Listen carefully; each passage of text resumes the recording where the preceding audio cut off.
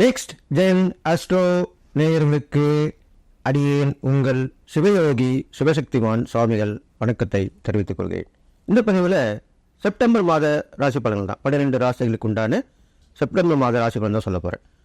அதுக்கு முன்னாடி என்னோட குருநாதனுடைய ஓம் குருப் பேரமே நற்பவி நற்பவி நற்பவி ஓம் காஞ்சி வேசாசி வித்மகி சாந்தரு வேதமீனகி தன்மையோ தெரிவித்த என் ஆத்ம மகா காலி வருங்க.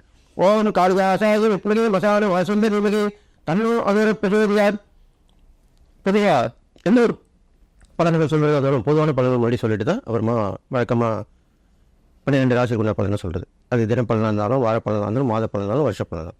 இப்போ அந்த வகையில் உங்களுக்கு கிரகங்களுடைய நிலவரத்தை இப்போ பார்ப்போம். ரிஷபத்தில் குரு இருக்கார், மிதுனத்தில் செவ்வாய் இருக்கார், கடகத்தில் சந்திரன் இருக்கார், சிம்மத்தில் சூரியனும் புதனும் இருக்காங்க, கன்னியில் கேதுவும் சுக்கரனும் இருக்காங்க, கும்பத்தில் சனி வக்ரம் பெற்றிருக்காரு, மீனத்தில் ராகு இருக்காங்க. இதுதான் இப்போ உள்ள கிரகங்களுடைய நிலவரம். இந்த மாதிரி கிரகங்கள் இருக்கும்பொழுது இந்த செப்டம்பர் மாதம் எப்படி இருக்கும், என்ன மாதிரி ஒரு பலன்கள் கொடுக்கும் அப்படின்ட்டு சொல்ல போகிறேன். பெரும்பாலும் இப்போ குரு சுக்கரோட வீட்டில் இருக்கிறதுனால நல்ல விஷயங்கள் நடக்கும். இவர் சுபகரங்கள் இல்லையா, எல்லாருடைய ஆசைகளும் நிறைவேறும், தேவையான பொருட்கள்லாம் வாங்கி மகிழ்வீங்க, சந்தோஷமாக இருப்பீங்க. எங்கே பார்த்தாலும் சுற்றுலா கேளிக்கை அப்படின்லாம் போயிட்டு வருவீங்க. எல்லாருக்குமே இப்போ பொதுவான பலன் தான், போயிட்டு வருவீங்க, சந்தோஷமாக இருப்பீங்க. அதே மாதிரி செவ்வாயுடைய பலன் பார்க்கும்போது அவர் மிதுனத்தில் இருக்கார். மிதுனத்தில் இருக்கும்போது கல்விகள், குழந்தைகள் வகையில் பெரியவங்களை கல்வி, இந்த தொழிற்கல்வி, அதாவது இந்த சாதாரண கல்வியோட தொழிற்கல்வியில் பிரபலமாவீங்க. அந்த தொழிற்கல்வியில் இன்னும் விஸ்தரிப்பு செய்யப்படும். புதிய கல்விகள் சொல்கிற மாதிரி புதிய தொழிற்கல்வி, டெக்னிக்கல் எஜுகேஷன் சொல்கிறீங்க, அதெல்லாமே நல்லபடியாக நடக்கும். இதெல்லாம் பூமி லாபங்கள் எதிர்பாராத வகையில் ஏற்றமாக இருக்கும். பூமி விலைக்கு விற்கிறோம்னு நினைக்கிறவங்க நல்ல விலைக்கு விற்கலாம். இது மாதிரிலாம் உள்ள சூழ்நிலையாக இருக்குது. அது இல்லாமல் சந்திரன் நல்லா ஒரு சுயமாக ஆட்சி பெற்றனால பெண்கள் கை ஓங்கியிருக்கும், அவங்களோட முன்னேற்றம் நல்லாயிருக்கும். இருந்தாலும் அவங்க மேலே அவங்களுக்கே கவனம் வேணும். ஜெகதே போய் ஜாகிரதை வரணும். இப்போ உள்ள சூழ்நிலை சரியில்லாம இருக்கிறனால அவங்க கொஞ்சம் பார்த்துக்கணும்.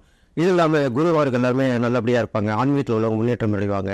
பொதுமக்களுக்கு எல்லாருக்குமே ஏற்றமாக இந்த மாதிரி இருக்க போகுதுன்னு சொல்லிட்டு 12 ராசிகள் பலன் சொல்ல போகிறேன். இது பொது பலன் தான். அந்த ராசிகள் பலன் சொல்லும்போது நீங்கள் கவனமாக கேட்டுக்கணும். சுய ஜாதகத்தை நீங்கள் எனக்கு அனுப்பினால், வாட்ஸ்அப்பில் அனுப்புனீங்கன்னா என்னோடய வாட்ஸ்அப் கீழே இருக்குது, அதில் பார்த்துங்க. சுய ஜாதகம் அனுப்பினா கண்டிப்பாக நான் கரெக்டாக சொல்ல முடியும். அதில் தான் உங்களுக்கு கரெக்டான பதில் கிடைக்கும். இது பொதுவான பலன் தான் அப்படின்னு சொல்லிட்டு இப்போது 12 ராசிக்குள்ள பலனை பார்க்கலாம். அன்புடையர்களே, 12 ராசிகளுக்கு உண்டான செப்டம்பர் மாத ராசிகள் தான் சொல்லிட்டு வரேன். அந்த வகையில் இப்போது மீனராசிக்கு சொல்ல போகிறேன். மீனராசிக்காரங்கள் பார்த்தீங்கன்னா அவங்களுக்கும் கொஞ்சம் இப்போது சரியில்லாமல் தான் இருக்குது, கிரகங்கள் சரியில்லாமல் தான் இருக்குது. இருந்தாலும் அதுக்காக வாழாமல் இருக்க முடியுமா? கண்டிப்பாக வாழ்ந்தான் ஆகணும். இப்போது வெளியில் மழை பெய்யுது, அதிகமான வெயில் அடிக்குது, மழை பெய்யுது, வீட்டுக்கு வெளியே போய் தான் ஆகணும். உடம்பு சரியில்லை, ஹாஸ்பிட்டலில் போய் சேர்க்க போகணும், இல்லை முக்கியமான ஒரு பொருள் வாங்க போகணும். அப்போ என்ன பண்ணுவோம்? நம்ம கண்டிப்பாக வெளியே போய் தான் ஆகும். இப்போ அதுக்கு என்ன பண்ணுவோம்? கொடை பிடிச்சின்னு போவோம், ஃபுல்லாக தலைமுறை கால் வரைக்கும் ரெயின் கோட் போட்டு போவோம். அந்த மழையை பாதுகாக்கிறதுக்கு வெயில் அதிகமாக தான் கொடை பிடிச்சிக்கிறோம். தற்காத்து கொள்கிறோமா இல்லையா? அப்படிப்பட்ட காலம் தான் இப்போ உங்களுக்கு வந்திருக்கு. இதுதான் இவ்வளோ விளக்கமாக சொல்லியிருக்கேன். அப்போது நீங்கள் எல்லாத்தையுமே வகையிலுமே தற்காத்து கொள்ளக்கூடிய காலம் தான் இப்போ இந்த செப்டம்பர் மாத காலமாக சொல்லப்பட்டிருக்கு. அப்போ மீனராசிக்காரங்க தாங்களே தற்காத்து கொள்ள வேண்டும், தங்களுடைய குடும்பத்தையும் தற்காத்து கொள்ள வேண்டும். அப்படி தான் இப்போ உங்களுக்கு இருக்குது. எல்லாமே மேலே கிட்ட நெருங்க வரும். துன்பங்கள், துயரங்கள் எல்லாமே வரும், வீண் பழிகள் எல்லாமே வரும். எல்லாத்தையுமே நம்ம அவாய்ட் பண்ணி அதை நீங்கள் மீறி வரணும். அதுக்கு தான் இப்போ சொல்லப்பட்டிருக்கு. அப்போது தைரியமாக வந்துடுவீங்க. நான் நல்ல வார்த்தை சொல்லிட்டேன் இல்லையா, கண்டிப்பாக நீங்கள் வந்துடுவீங்க. அப்போ மீனராசிக்காரங்க பார்க்கும்போது உங்களுக்கு எண்ணங்கள் கொஞ்சம் சரியில்லாமல் இருக்கும். தப்பான வழியில் போகலாமா, நம்ம நேர்மையாக சம்பாதிச்சு ஒன்றும் பிரயோஜனமே இல்லையே, மறைமுகமாக போகலாமா, லஞ்சம் வாங்கலாமா, மறைமுகமான தொடர்பில் பொருள் வாங்கி வைக்கலாமா, மறைமுகமான தொடர்பான தொழிலை செய்யலாமா, இப்படி தான் நினைப்பீங்க. அதெல்லாம் வேண்டவே வேண்டாம். என்னைக்கு நேர்மையான தொழில் தான், நேர்மையான எண்ணங்கள் தான் கண்டிப்பாக நல்லது செய்யும், கண்டிப்பாக நல்லது பண்ணி கொடுக்கும். அப்போ இறை சிந்தனையோடு இருங்க.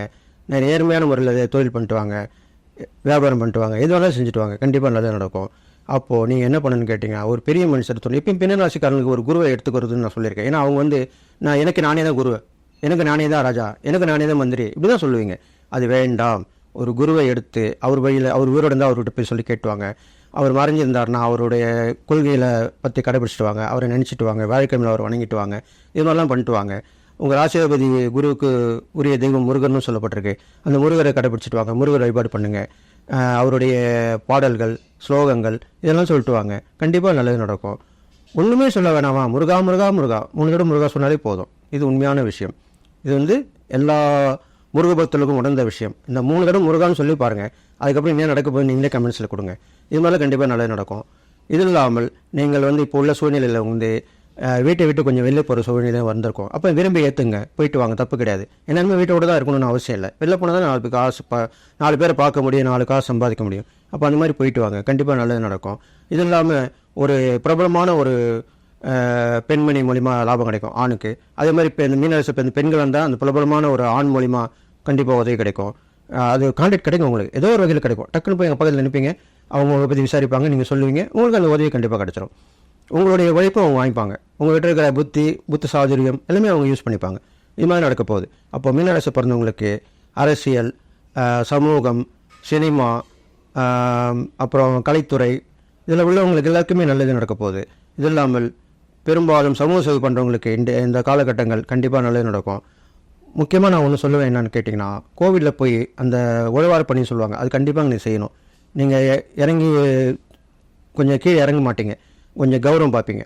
அதனால தான் அப்படி சொல்லியிருக்கேன். அப்போது நீங்கள் இறங்கி போய் அந்த கோவிலை சுத்தம் பண்ணலாம், அந்த உழவார பணிக்கு தேவையான உதவிகளை செஞ்சுட்டு வந்தால் தாழ்ந்து போன தப்பு கிடையாது.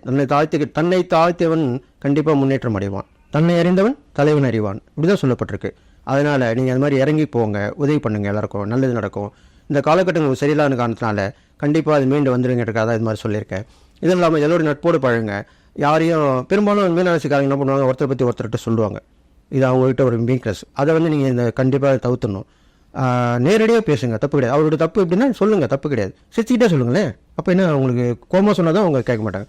சிரிச்சுக்கிட்டே சொல்லுங்கன்னா அப்படியா அப்படின்னு சொல்லிட்டு அப்போ மறுத்துருவாங்க. அதுக்கப்புறம் அவங்க அதை ஏற்று நடந்துப்பாங்க. இதுதான் உண்மையான விஷயம். இது மாதிரி பண்ணிட்டு வாங்க. நிறைய பேரோட பழகுங்க, அன்பாக இருங்க, அக்கம் பக்கத்து வீட்டுக்காரங்களோட சந்தோஷமாக இருங்க. இது மாதிரிலாம் நல்ல விஷயம் நடக்க போகுது. அப்போ எல்லா வகையிலும் நீங்கள் ஒத்துமையாக இருந்தீங்கன்னா இந்த காலகட்டங்கள் வந்து கண்டிப்பாக உங்களுக்கு நான் செய்கிறேன் நீ செய்கிறேன்னு சொல்லிட்டு போட்டி உதவி பண்ணுவாங்க உங்களுக்கு. அது மாதிரிலாம் நடக்க போகுது. அது மாதிரி பண்ணிட்டு வாங்க. இது இல்லாமல் இறைப்பறைக்காலம்னு சொல்லும்போது நீங்கள் குரு வழிபட்டு வரணும்னு சொல்லியிருக்கேன். அதே மாதிரி குரு தட்சிணாமூர்த்தி, குரு வழிபாடு, எல்லாருக்கும் மேலான அந்த முருகப்பெருமான், குருவாக வழிபடக்கூடிய முருகப்பெருமான் வழிபடலாம். இது இல்லாமல் வந்து எதுவுமே தெய்வமே வேணாம், பெரும்பாலும் நீங்கள் வந்து அவ்வளோ விழுந்து கும்பிட மாட்டீங்க.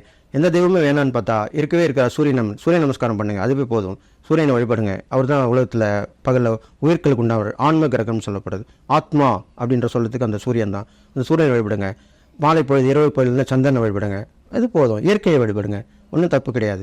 இது மாதிரிலாம் வழிபட்டு வந்தீங்கன்னா கண்டிப்பாக நல்லது நடக்க போகுதுன்னு சொல்லிட்டு, நீங்கள் தான தர்மம் பண்ணும்போது பார்க்கும்போது ஏழை சிறுவர்களுக்கு உதவி பண்ணலாம், அனாதாசிரமம் போயிட்டு உதவி பண்ணலாம், அப்பா அம்மா இல்லாதவங்களா பார்த்து பண்ணணும். அதுதான் முக்கியமான விஷயம். இது இல்லாமல் இன்னொரு சுச்சுவன் பரிகாரம் நான் சொல்கிறேன். அதாவது தொடர்பு, மறைமுக தொடர்பால் பிறந்த குழந்தைங்க இருப்பாங்க. அவங்க வந்து குழந்தை விட்டுட்டு போயிடுவாங்க. அது அப்பா அம்மா யாருன்னே தெரியாது. அப்பா அம்மா தெரிஞ்சு இல்லைன்னு சொல்லி வந்து சேர்க்கிறவங்க இருப்பாங்க. யாரும் தெரியாமல் இருக்கக்கூடிய குழந்தைகள் இருக்கும். அதை போய் கேட்டால் சொல்லுவாங்க. அப்பேற்பட்ட குழந்தைங்களுக்கு நீங்கள் உதவி பண்ணினால் கண்டிப்பாக அவங்க கர்மா கரைந்து இந்த மாத பலன் கண்டிப்பாக நல்லது நடக்கும்னு சொல்லிட்டு நீங்கள் எல்லா நாளும் போய்ட்டு வாழ்ன்னு சொல்லி வாழ்த்தி விடைபெறுகிறேன். நன்றி, வணக்கம்.